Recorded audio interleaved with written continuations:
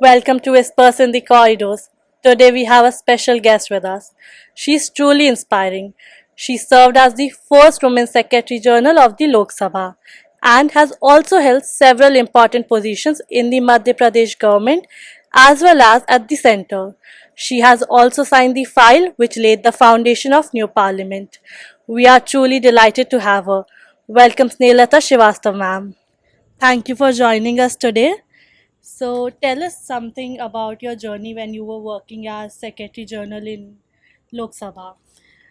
जब मैं लोकसभा में पहली महिला सेक्रेटरी जनरल के रूप में बनी थी तो मुझे बहुत गर्व महसूस हुआ जब हमारे माननीय प्रधानमंत्री श्री मोदी जी और सभी मंत्रीगण और स्पेशली हमारी जो स्पीकर थी उस समय वो भी महिला थी, मैडम सुमित्रा महाजन।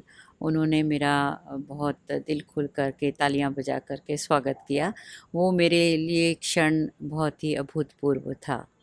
और वहाँ पे काम करके जो हमारे मंत्रीगण और सांसद थे उनकी लाइफ और उनके जो हार्ड वर्क देखने को मिला, वो भी मेरे लिए एक नया अनुभव था। It's truly inspiring. Thank you. So जैसे कि आजकल न्यू पार्लियामेंट प्रोजेक्ट हेडलाइंस में बहुत ज़्यादा है, तो आप कुछ अपना इन्वॉल्वमेंट अगर आपका उसमें था and how was the whole process आप अगर बताएं। ये प्रोसेस शुरू तो काफ़ी समय से चल रहा था, जब मैडम सुमित्रा महाजन थी तब भी चल रहा था, परंतु उसको मूर्त रूप देने का काम जब वर्तमान स्पीकर साहब श्री ओम बिरला जी हैं, उन्होंने उनके समय में इसका पूरा प्रोसेस हुआ। और जो फाइल जिसमें उन्होंने अप्रूवल दिया वो मैंने उन्हें सबमिट की थी। और मुझे खुशी है कि जो हम लोगों ने प्रारंभ किया वो आज 28 मई को उसका माननीय प्रधानमंत्री जी ने उद्घाटन करके और उसको मूर्त रूप देकर देश को सौंपा। Do you think it will impact the functioning of the parliament?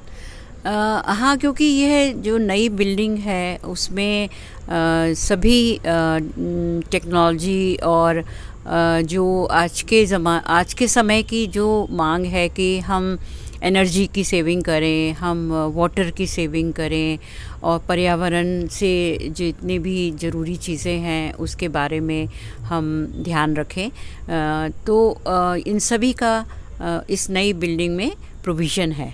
और इसलिए काफ़ी जो कागज़ों की बचत होगी, क्योंकि हर सांसद की जो सीट है उस पर स्क्रीन है, कंप्यूटर है, और इससे पेपरलेस पार्लियामेंट चलेगी और काफ़ी सुविधा काम करने में रहेगी। और जो पर्यावरण का जो संरक्षण होगा वो भी बहुत ज़्यादा होगा। इसके लिए मुझे बहुत बहुत खुशी है। जैसे कि आपने इतने करीब से देखा है कि पार्लियामेंट का कैसे नए पार्लियामेंट की प्लानिंग हुई है और सब कुछ हुआ है, तो आपके कुछ उस पर कोई व्यू और आपको लगता हो कि जैसे आपने सोचा था वैसे ही ये बना है? उससे बहुत जैसा हमने सोचा था उससे तो अभी ऐसा लग रहा है कि बहुत अच्छा बना है। परंतु जो शुरू-शुरू में मीटिंग्स हुई थी, उसमें जो जिस कंपनी को ये कॉन्ट्रैक्ट मिला है, पटेल पटेल साहब हैं, विमल पटेल, और उसके बाद उनके जो साथ में काम करते थे एक मिस्टर कमलेश मेहता हैं जिनका मैं ज़िक्र करना चाहूँगी। उन्होंने बहुत छोटी-छोटी जो ज़रूरतें थी पार्लियामेंट में, जैसे कि जो चैम्बर हाउस बना है जहाँ पर कि लोकसभा की बैठकें होंगी, वहाँ पे क्यों वहाँ पे स्पीकर की चेयर सबसे ऊंची होनी चाहिए, क्यों वहाँ पे महासचिव की जो कुर्सी है और जिस तरह से अपोजिशन लीडर बैठेंगे, जिस तरह से जो हमारे प्रधानमंत्री जी बैठेंगे, उनका आपस में जो पार्टी इन पावर हैं और जो अपोजिशन के जो लीडर हैं उनके बीच में बातचीत के समय कैसे तालमेल रहेगा, दोनों अलग अलग बैठे हैं, अलग अलग रो में अपोजिट साइड में बैठे हैं एक दूसरे के, परंतु फिर भी वो एक दूसरे को देख सकें, सुविधा रहे उनको उन सब चीज़ों की। इन सब छोटी छोटी बातों का उसमें ध्यान रखा गया है।